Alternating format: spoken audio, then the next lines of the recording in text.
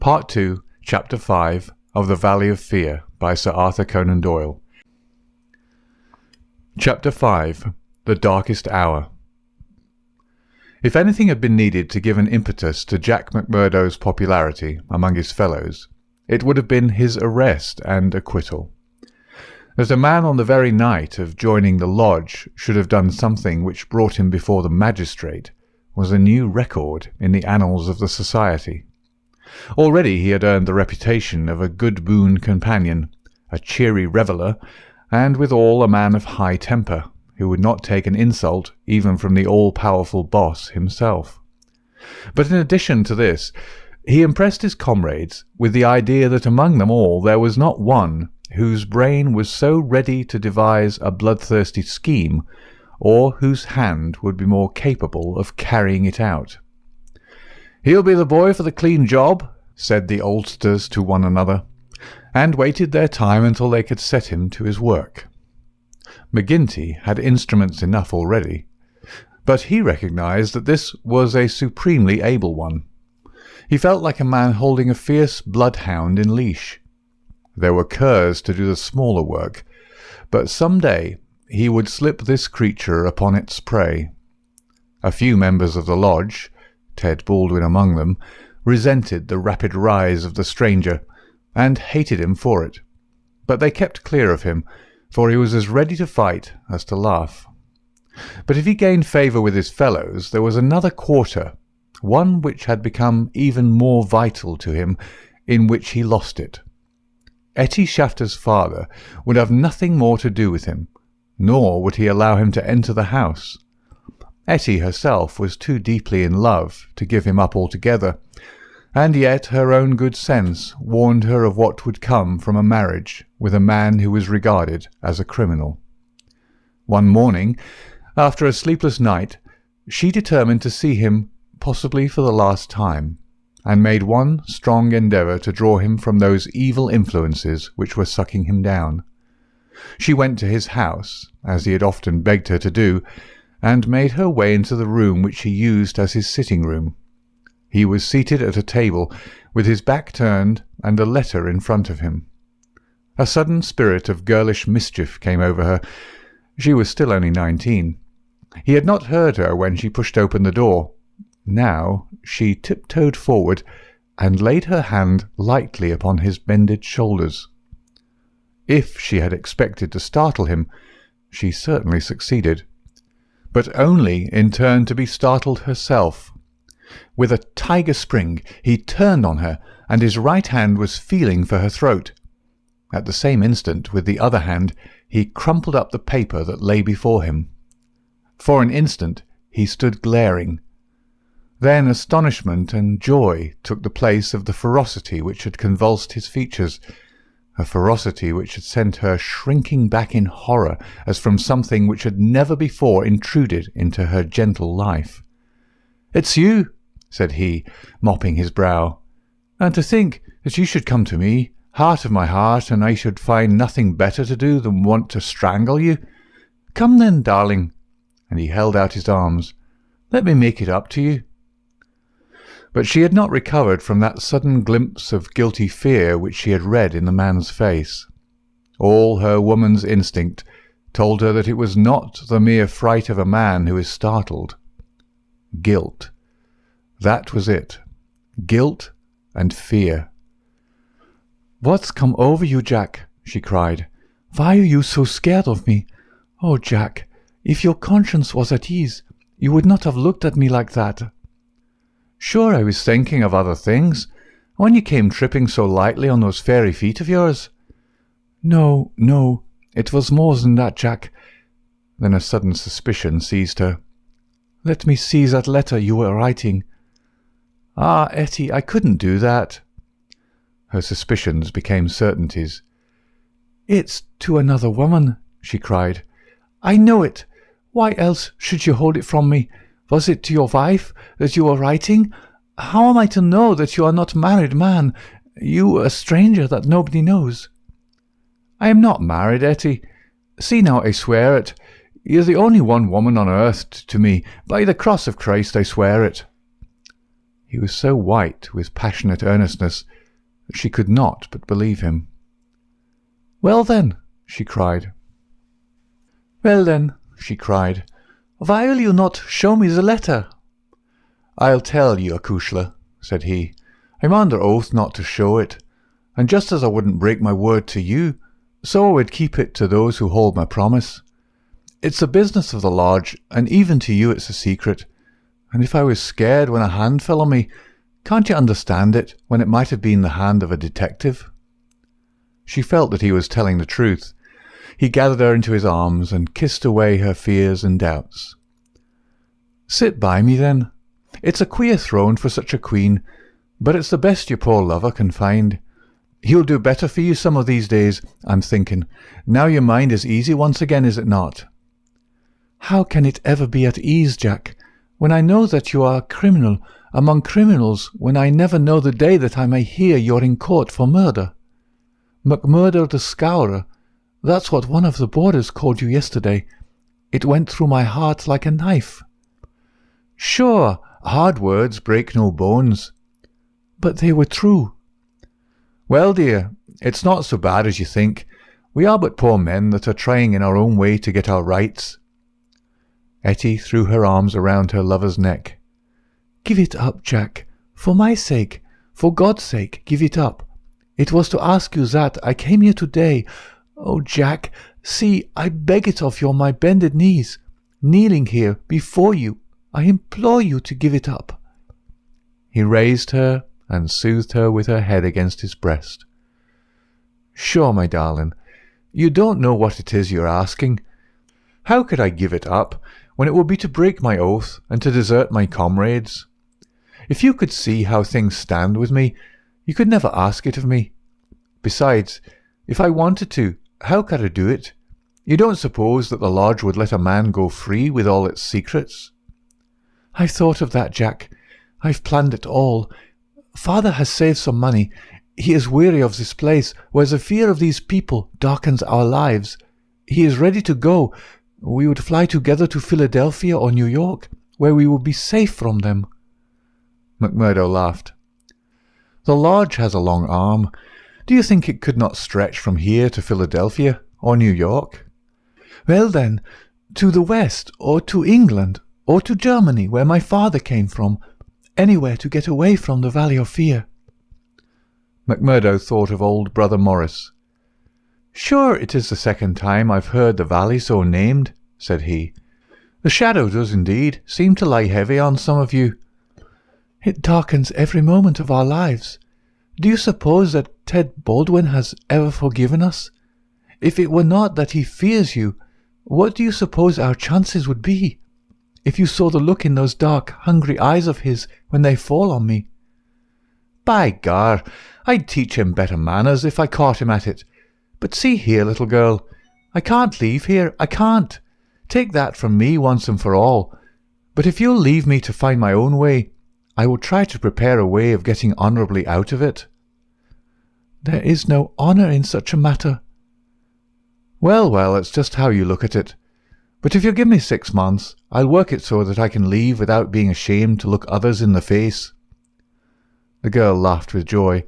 6 months, she cried. "Is it a promise?" Well, it may be 7 or 8, but within a year at the furthest, we will leave the valley behind us."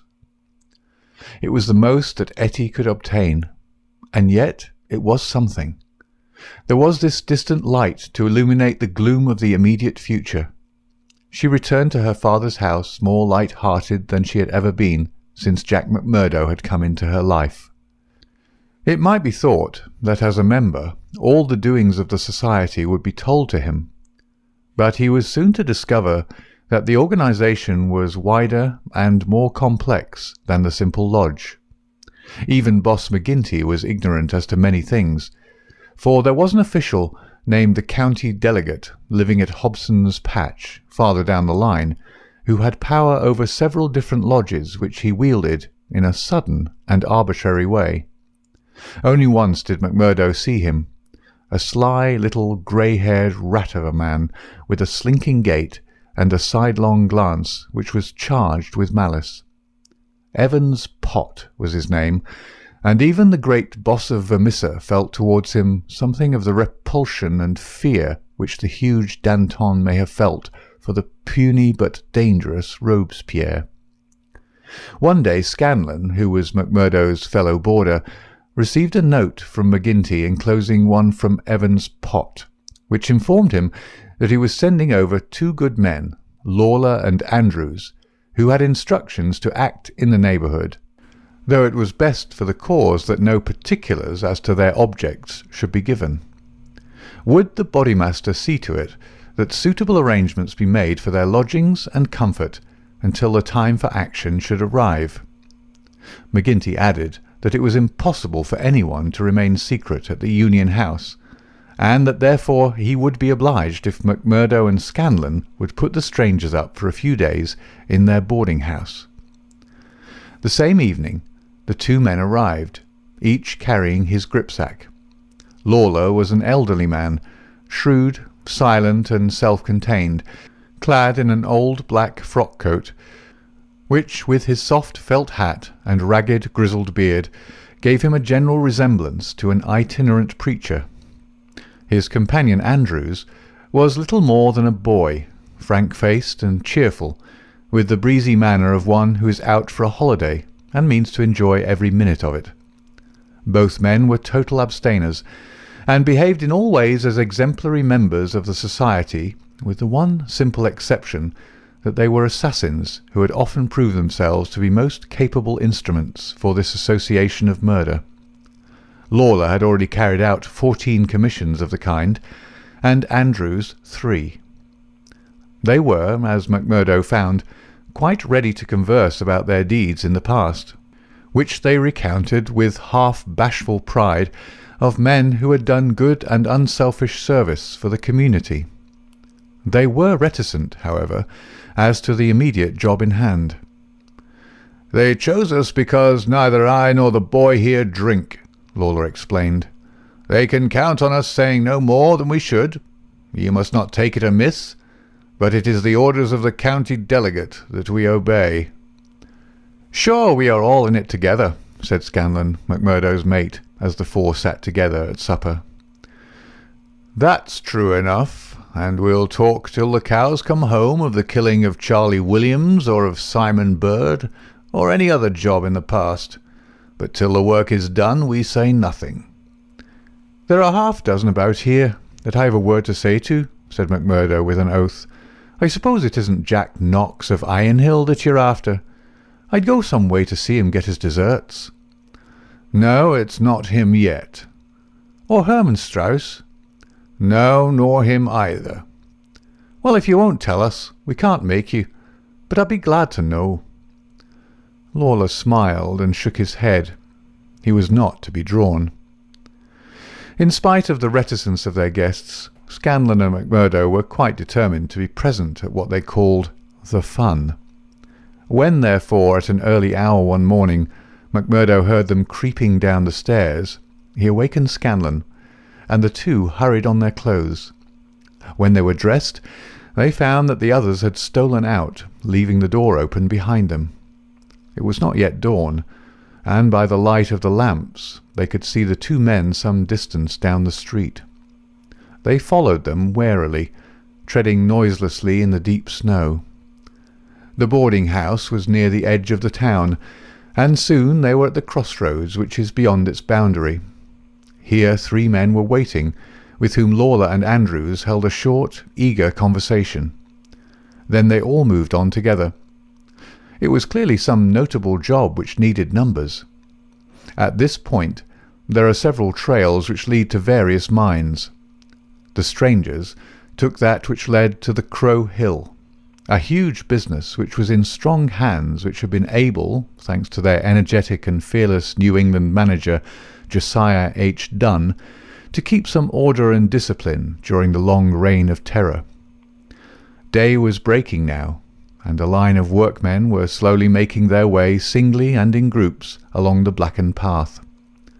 McMurdo and Scanlan strolled on with the others, keeping in sight of the men whom they followed. A thick mist lay over them, and from the heart of it there came the sudden scream of a steam whistle. It was the 10-minute signal before the cages descended and the day's labour began. When they reached the open space round the mine shaft, there were 100 miners waiting, stamping their feet and blowing on their fingers, for it was bitterly cold. The strangers stood in a little group under the shadow of the engine-house. Scanlon and McMurdo climbed a heap of slag from which the whole scene lay before them. They saw the mine engineer, a great bearded Scotchman named Menzies, come out of the engine-house and blow his whistle for the cages to be lowered. At the same instant, a tall, loose-framed young man with a clean-shaved, earnest face advanced eagerly towards the pit-head. As he came forward, his eyes fell upon the group, silent and motionless under the engine-house. The men had drawn down their hats and turned up their collars to screen their faces. For a moment the presentiment of death laid its cold hand upon the manager's heart. At the next he had shaken it off, and saw only his duty towards intrusive strangers. "Who are you?" he asked as he advanced. "What are you loitering there for?" There was no answer, but the lad Andrews stepped forward and shot him in the stomach. The 100 waiting miners stood as motionless and helpless as if they were paralysed. The manager clapped his 2 hands to the wound and doubled himself up. Then he staggered away, but another of the assassins fired, and he went down sideways, kicking and clawing among a heap of clinkers. Menzies, the Scotchman, gave a roar of rage at the sight, and rushed with an iron spanner at the murderers, but was met by 2 balls in the face which dropped him dead at their very feet. There was a surge forward of some of the miners, and an inarticulate cry of pity and of anger, but a couple of the strangers emptied their 6-shooters over the heads of the crowd, and they broke and scattered, some of them rushing wildly back to their homes in Vermissa. When a few of the bravest had rallied, and there was a return to the mine, the murderous gang had vanished in the mists of the morning, without a single witness being able to swear to the identity of these men, who in front of 100 spectators had wrought this double crime. Scanlon and McMurdo made their way back, Scanlon somewhat subdued, for it was the first murder job that he had seen with his own eyes, and it appeared less funny than he had been led to believe. The horrible screams of the dead manager's wife pursued them as they hurried to the town. McMurdo was absorbed and silent, but he showed no sympathy for the weakening of his companion. "Sure it is like a war," he repeated. "What is it but a war between us and them, and we hit back where we best can." There was high revel in the lodge-room at the Union House that night, not only over the killing of the manager and engineer of the Crow Hill mine, which would bring this organisation into line with the other blackmailed and terror-stricken companies of the district, but also over a distant triumph which had been wrought by the hands of the lodge itself. It would appear that when the county delegate had sent over 5 good men to strike a blow in Vermissa, he had demanded that in return 3 Vermissa men should be secretly selected and sent across to kill William Hales of Stake Royal, one of the best known and most popular mine owners in the Gilmerton district, a man who was believed not to have an enemy in the world, for he was in all ways a model employer. He had insisted, however, upon efficiency in the work, and had therefore paid off certain drunken and idle employees who were members of the all-powerful society.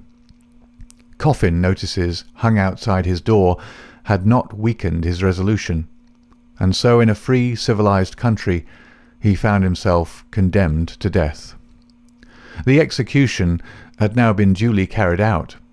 Ted Baldwin, who sprawled now in the seat of honour beside the bodymaster, had been chief of the party. His flushed face and glazed, bloodshot eyes told of the sleeplessness and drink. He and his 2 comrades had spent the night before among the mountains. They were unkempt and weather-stained.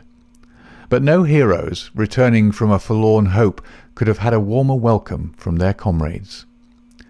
The story was told and retold amid cries of delight and shouts of laughter. They had waited for their man as he drove home at nightfall, taking their station at the top of a steep hill, where his horse must be at a walk. He was so furred to keep out the cold that he could not lay his hand on his pistol. They had pulled him out and shot him again and again. He had screamed for mercy. The screams were repeated for the amusement of the lodge. "Let's hear again how he squealed," they cried. None of them knew the man, but there is eternal drama in a killing, and they had shown the scourers of Gilmerton that the Vermissa men were to be relied upon. There had been one contretemps, for a man and his wife had driven up while they were still emptying their revolvers into the silent body. It had been suggested that they should shoot them both, but they were harmless folk who were not connected with the mines, so they were sternly bidden to drive on and keep silent, lest a worse thing befall them. And so the blood-mottled figure had been left as a warning to all such hard-hearted employers, and the three noble avengers had hurried off into the mountains, where unbroken nature comes down to the very edge of the furnaces and the slag heaps. Here they were safe and sound, their work well done, and the plaudits of their companions in their ears. It had been a great day for the scourers. The shadow had fallen even darker over the valley. But as the wise general chooses the moment of victory in which to redouble his efforts, so that his foes may have no time to steady themselves after disaster, so Boss McGinty, looking out upon the scene of his operations with his brooding and malicious eyes, had devised a new attack upon those who opposed him. That very night, as the half-drunken company broke up, he touched McMurdo on the arm and led him aside into that inner room where they had their first interview. "See here, my lad," said he, "I've got a job that's worthy of you at last.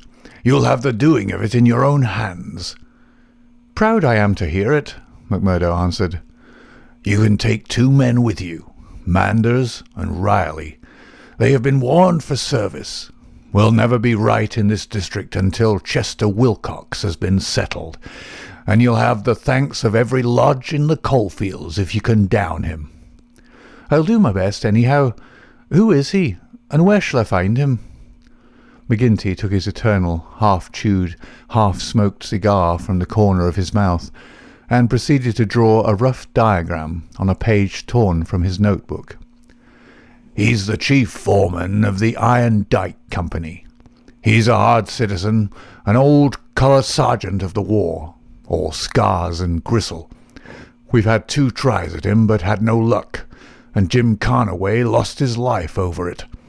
Now it's for you to take it over. That's the house, all alone at the Iron Dyke crossroad, same as you see here on the map, without another within earshot.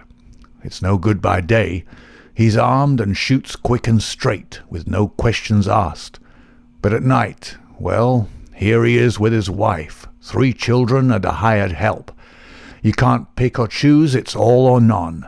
If you could get a bag of blasting powder at the front door with a slow match to it." "What's the man done?" "Didn't I tell you he shot Jim Carnaway?" "Why did he shoot him?" "What in thunder has that to do with you? Carnaway was about his house at night, and he shot him. That's enough for me and you. You've got to settle the thing right." "There's these 2 women and the children. Do they go up too?" "They have to. Else how can we get him?" "It seems hard on them, for they've done nothing." "What sort of fool's talk is this? Do you back out?" "Easy, counsellor, easy. What have I ever said or done that you should think I would be after standing back from an order of the bodymaster of my own lodge? If it's right or if it's wrong, it's for you to decide." "You'll do it then?" "Of course I'll do it." "When?" "Well, you had best give me a night or 2 that I may see the house and make my plans.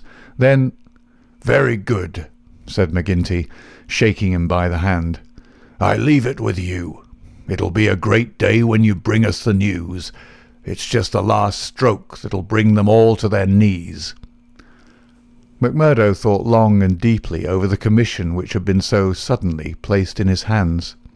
The isolated house in which Chester Wilcox lived was about 5 miles off in an adjacent valley. That very night he started off all alone to prepare for the attempt. It was daylight before he returned from his reconnaissance. Next day he interviewed his 2 subordinates, Manders and Riley, reckless youngsters who were as elated as if it were a deer hunt. 2 nights later they met outside the town, all 3 armed, and one of them carrying a sack stuffed with the powder which was used in the quarries. It was 2 a.m. before they came to the lonely house. The night was a windy one, with broken clouds drifting swiftly across the face of a 3/4 moon. They had been warned to be on their guard against bloodhounds, so they moved forward cautiously with their pistols cocked in their hands. But there was no sound save the howling of the wind, and no movement but the swaying branches above them. McMurdo listened at the door of the lonely house, but all was still within. Then he leaned the powder bag against it, ripped a hole in it with his knife, and attached the fuse.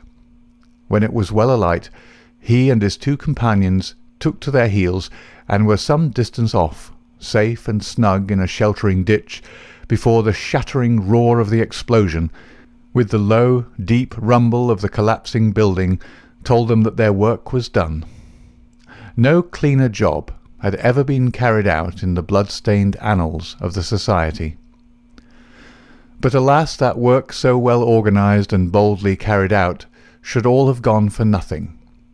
Warned by the fate of the various victims, and knowing that he was marked down for destruction, Chester Wilcox had moved himself and his family only the day before to some safer and less known quarters, where a guard of police should watch over them. It was an empty house which had been torn down by the gunpowder, and the grim old colour sergeant of the war was still teaching discipline to the miners of Iron Dyke. "Leave him to me," said McMurdo. "He's my man, and I'll get him, sure, if I have to wait a year for him." A vote of thanks and confidence was passed in full lodge, and so for the time the matter ended. When a few weeks later it was reported in the papers that Wilcox had been shot at from an ambuscade, it was an open secret that McMurdo was still at work upon his unfinished job. Such were the methods of the Society of Free Men, and such were the deeds of the Scourers by which they spread their rule of fear over the great and rich district which was for so long a period haunted by their terrible presence. Why should these pages be stained by further crimes? Have I not said enough to show the men and their methods? These deeds are written in history, and their records wherein one may read the details of them. There one may learn of the shooting of policemen Hunt and Evans because they had ventured to arrest 2 members of the Society, a double outrage planned at the Vermissa Lodge and carried out in cold blood upon 2 helpless and disarmed men. There also one may read of the shooting of Mrs. Larby when she was nursing her husband, who had been beaten almost to death by orders of Boss McGinty, the killing of the elder Jenkins, shortly followed by that of his brother, the mutilation of James Murdoch, the blowing up of the Staphouse family, and the murder of the Stendals, all followed hard upon one another in the same terrible winter. Darkly the shadow lay upon the valley of fear. The spring had come with running brooks and blossoming trees. There was hope for all nature bound so long in an iron grip. But nowhere was there any hope for the men and women who lived under the yoke of the terror. Never had the cloud above them been so dark and hopeless as in the early summer of the year 1875. End of chapter 5.